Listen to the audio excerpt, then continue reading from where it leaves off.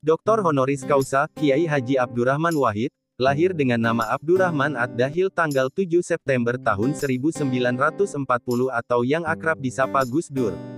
Adalah tokoh Muslim Indonesia dan pemimpin politik yang menjadi Presiden Indonesia yang keempat, dari tahun 1999 hingga 2001.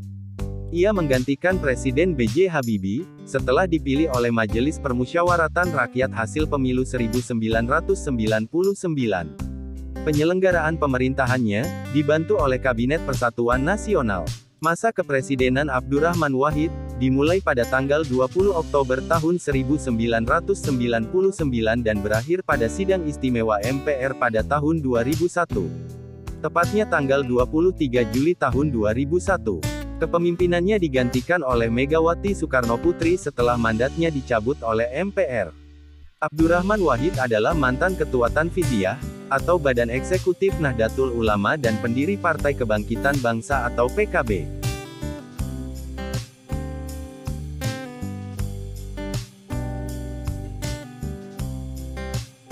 Masa muda, Abdurrahman Wahid lahir pada hari keempat dan bulan ke-8 kalender Islam tahun 1940 di Denanyar, Jombang, Jawa Timur, dari pasangan Wahid Hashim dan Solihah. Terdapat kepercayaan bahwa ia lahir tanggal 4 Agustus. Tetapi kalender yang digunakan untuk menandai hari kelahirannya adalah kalender Islam, yang berarti ia lahir pada 4 Syaban 1359 Hijriah, sama dengan tanggal 7 September tahun 1940. Ia lahir dengan nama Abdurrahman Ad-Dahil. Ad-Dahil berarti sang penakluk. Kata Ad-Dahil tidak cukup dikenal dan diganti nama Wahid. Dan kemudian lebih dikenal dengan panggilan Gus Dur. Gus adalah panggilan kehormatan khas pesantren kepada seorang anak kiai yang berarti abang atau mas. Gus Dur adalah putra pertama dari 6 bersaudara. Wahid lahir dalam keluarga yang sangat terhormat dalam komunitas Muslim Jawa Timur. Kakek dari ayahnya adalah Kiai Haji Hashim Asy'ari, pendiri Nahdlatul Ulama atau NU. Sementara kakek dari pihak ibu, Kiai Haji Bisri Syamsuri, adalah pengajar pesantren pertama yang mengajarkan kelas pada perempuan. Ayah Gus Dur, Kiai Haji Wahid Hashim, terlibat dalam gerakan nasionalis dan menjadi Menteri Agama tahun 1949.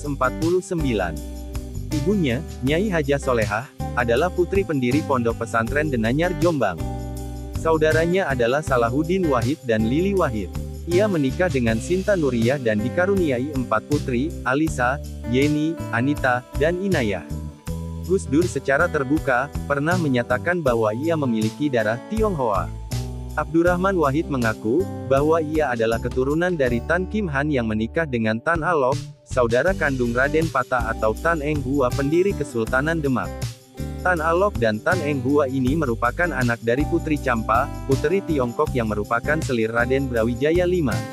Tan Kim Han sendiri kemudian berdasarkan penelitian seorang peneliti Prancis, Louis Charles Damais diidentifikasikan sebagai Syekh Abdul Qadir Al-Sini, yang diketemukan makamnya di Trowulan.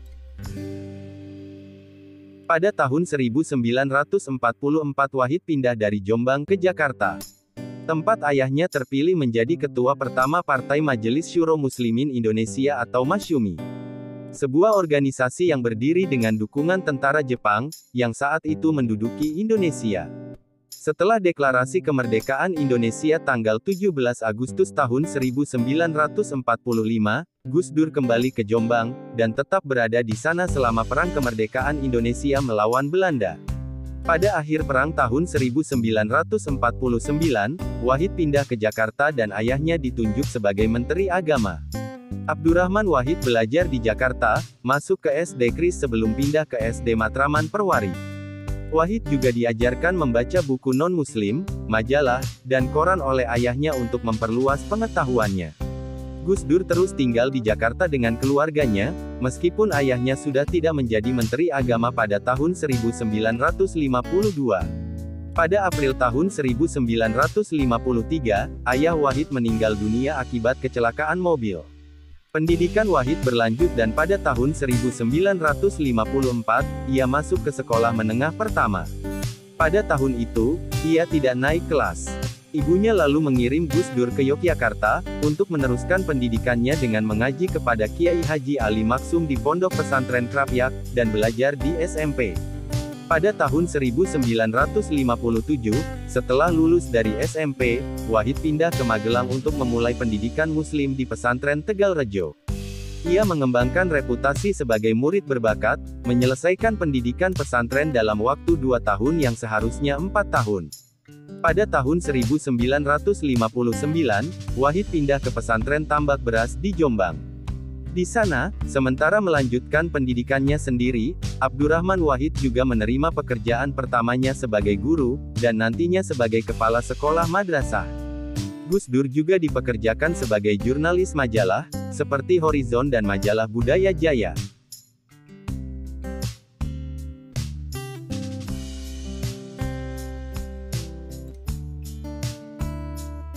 Pendidikan di luar negeri. Pada tahun 1963, Wahid menerima beasiswa dari Kementerian Agama, untuk belajar studi Islam di Universitas Al-Azhar di Kairo, Mesir. Ia pergi ke Mesir pada November tahun 1963. Meskipun ia mahir berbahasa Arab, Gus Dur diberitahu oleh pihak universitas, bahwa ia harus mengambil kelas remedial sebelum belajar Islam dan bahasa Arab. Karena tidak mampu memberikan bukti bahwa ia memiliki kemampuan bahasa Arab, Wahid terpaksa mengambil kelas remedial. Abdurrahman Wahid menikmati hidup di Mesir pada tahun 1964. Ia suka menonton film Eropa dan Amerika, dan juga menonton pertandingan sepak bola. Wahid juga terlibat dengan Asosiasi Pelajar Indonesia, dan menjadi jurnalis majalah asosiasi tersebut. Pada akhir tahun, ia berhasil lulus kelas remedial Arabnya. Ketika ia memulai belajarnya dalam Islam dan bahasa Arab, tahun 1965, Gus Dur kecewa. Ia telah mempelajari banyak materi yang diberikan, dan menolak metode belajar yang digunakan universitas. Di Mesir, Wahid dipekerjakan di Kedutaan Besar Indonesia. Pada saat ia bekerja, peristiwa gerakan tanggal 30 September atau G30S terjadi. Mayor Jenderal Soeharto menangani situasi di Jakarta, dan upaya pemberantasan komunis dilakukan. Sebagai bagian dari upaya tersebut, Kedutaan Besar Indonesia di Mesir diperintahkan untuk melakukan investigasi terhadap pelajar universitas, dan memberikan laporan kedudukan politik mereka. Perintah ini diberikan pada Wahid, yang ditugaskan menulis laporan. Wahid mengalami kegagalan di Mesir. Ia tidak setuju akan metode pendidikan, serta pekerjaannya setelah G30S sangat mengganggu dirinya. Pada tahun 1966, ia diberitahu bahwa ia harus mengulang belajar. Pendidikan prasarjana Gus Dur diselamatkan melalui beasiswa di Universitas Baghdad. Wahid pindah ke Irak dan menikmati lingkungan barunya. Meskipun ia lalai pada awalnya, Wahid dengan cepat belajar. Wahid juga meneruskan keterlibatannya dalam Asosiasi Pelajar Indonesia, dan juga menulis majalah asosiasi tersebut. Setelah menyelesaikan pendidikannya di Universitas Baghdad tahun 1970, Abdurrahman Wahid pergi ke Belanda untuk meneruskan pendidikannya. Wahid ingin belajar di Universitas Leiden, tetapi kecewa, karena pendidikannya di Universitas Baghdad kurang diakui. Dari Belanda, Wahid pergi ke Jerman dan Prancis sebelum kembali ke Indonesia tahun 1971.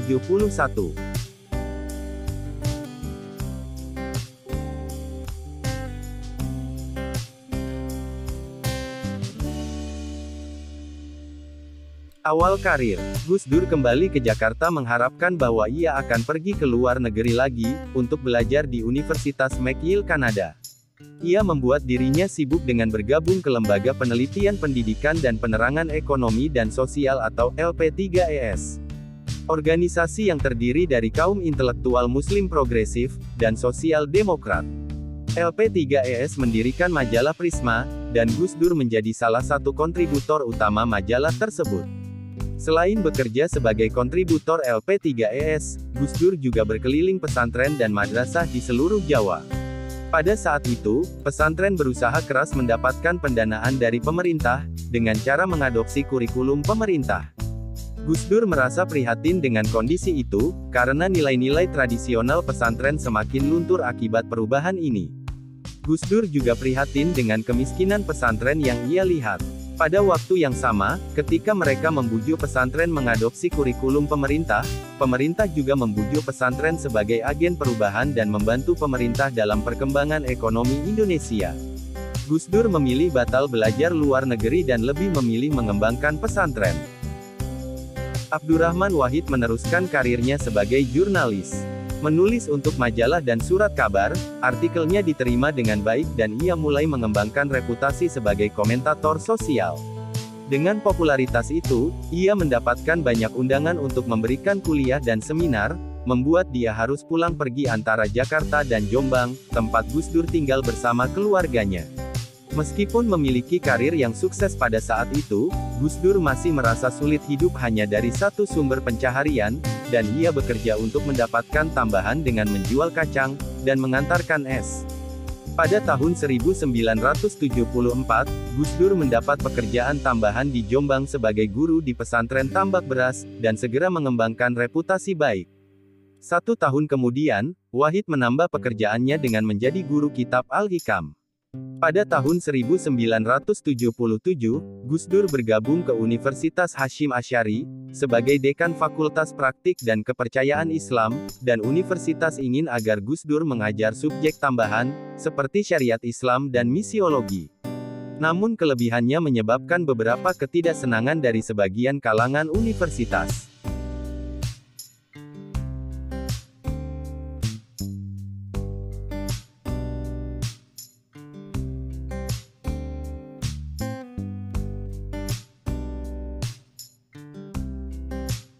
Awal keterlibatan. Latar belakang keluarga Wahid segera berarti.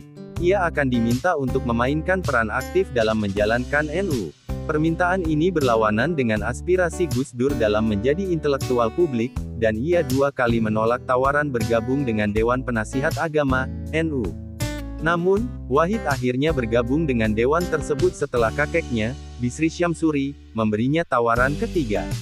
Karena mengambil pekerjaan ini, Wahid juga memilih untuk pindah dari Jombang ke Jakarta dan menetap di sana. Sebagai anggota Dewan Penasihat Agama, Wahid memimpin dirinya sebagai reforman NU. Pada saat itu, Abdurrahman Wahid juga mendapat pengalaman politik pertamanya. Pada pemilihan umum legislatif 1982, Wahid berkampanye untuk Partai Persatuan Pembangunan atau P3, sebuah partai Islam yang dibentuk sebagai hasil gabungan 4 partai Islam termasuk NU. Wahid menyebut bahwa pemerintah mengganggu kampanye P3 dengan menangkap orang seperti dirinya. Namun, Wahid selalu berhasil lepas karena memiliki hubungan dengan orang penting, seperti Jenderal Beni Murdani.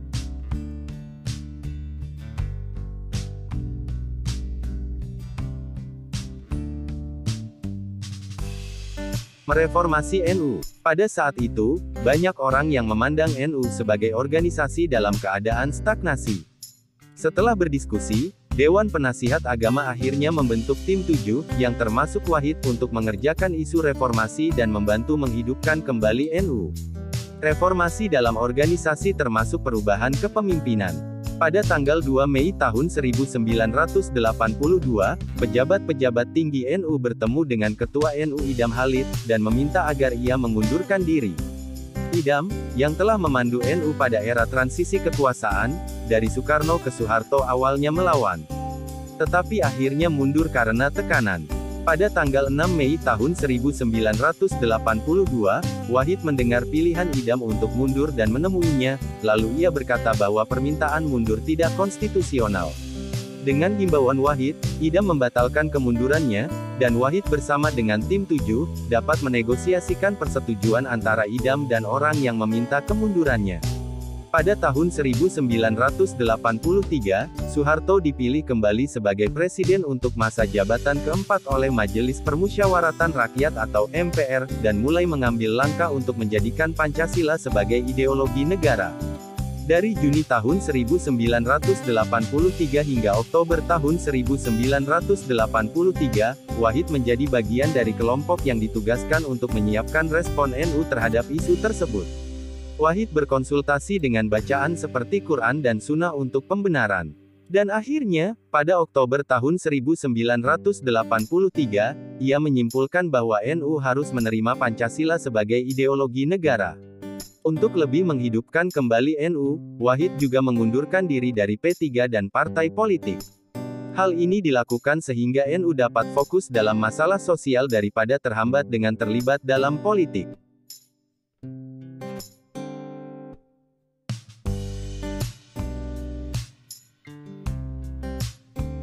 Terpilih sebagai ketua dan masa jabatan pertama. Reformasi Wahid membuatnya sangat populer di kalangan NU.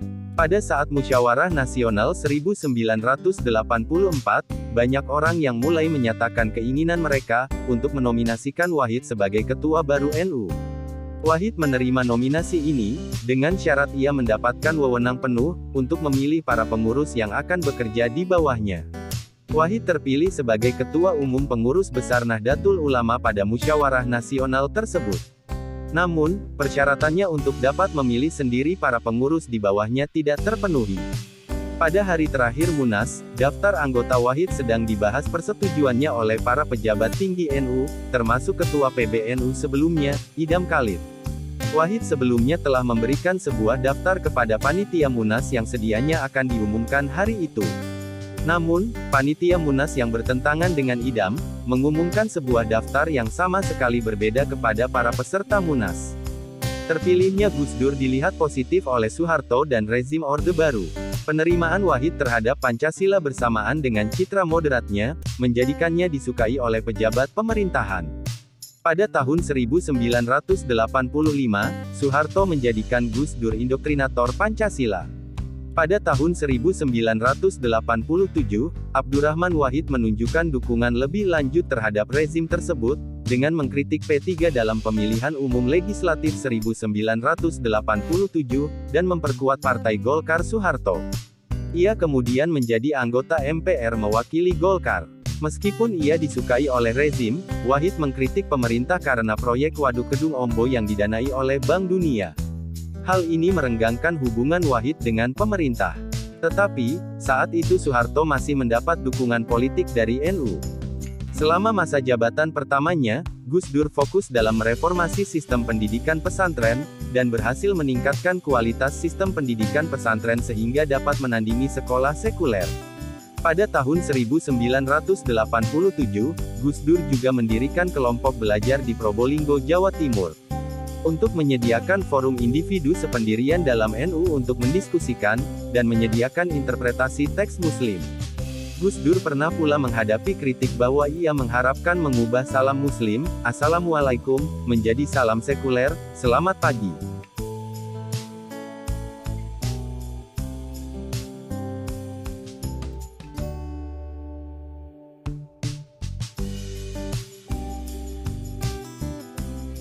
Masa jabatan kedua, dan melawan Orde Baru.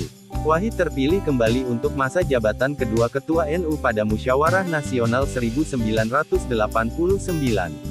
Pada saat itu, Soeharto yang terlibat dalam pertempuran politik dengan ABRI, mulai menarik simpati Muslim untuk mendapat dukungan mereka. Pada Desember tahun 1990, Ikatan Cendekiawan Muslim Indonesia atau ICMI dibentuk untuk menarik hati Muslim intelektual. Organisasi ini didukung oleh Soeharto, diketuai oleh B.J. Habibie, dan di dalamnya terdapat intelektual Muslim, seperti Amin Rais dan Nurholis Majid sebagai anggota. Pada tahun 1991, beberapa anggota ICMI meminta Gus Dur bergabung. Gus Dur menolak, karena ia mengira ICMI mendukung sektarianisme dan akan membuat Soeharto tetap kuat. Pada tahun 1991, Wahid melawan ICMI dengan membentuk Forum Demokrasi, organisasi yang terdiri dari 45 intelektual dari berbagai komunitas religius dan sosial. Organisasi ini diperhitungkan oleh pemerintah, dan pemerintah menghentikan pertemuan yang diadakan oleh Forum Demokrasi, saat menjelang pemilihan umum legislatif 1992. Pada Maret tahun 1992, Gus Dur berencana mengadakan musyawarah besar untuk merayakan ulang tahun NU ke-66, dan mengulang pernyataan dukungan NU terhadap Pancasila.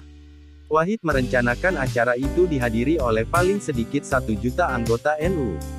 Namun, Soeharto menghalangi acara tersebut, memerintahkan polisi untuk mengembalikan bis berisi anggota NU, ketika mereka tiba di Jakarta. Akan tetapi, acara itu dihadiri oleh 200.000 orang. Setelah acara, Gus Dur mengirim surat protes kepada Soeharto, menyatakan bahwa NU tidak diberi kesempatan menampilkan Islam yang terbuka, adil dan toleran. Selama masa jabatan keduanya sebagai ketua NU, ide liberal Gus Dur mulai mengubah banyak pendukungnya menjadi tidak setuju. Sebagai ketua, Gus Dur terus mendorong dialog antar agama, dan bahkan menerima undangan mengunjungi Israel pada Oktober tahun 1994.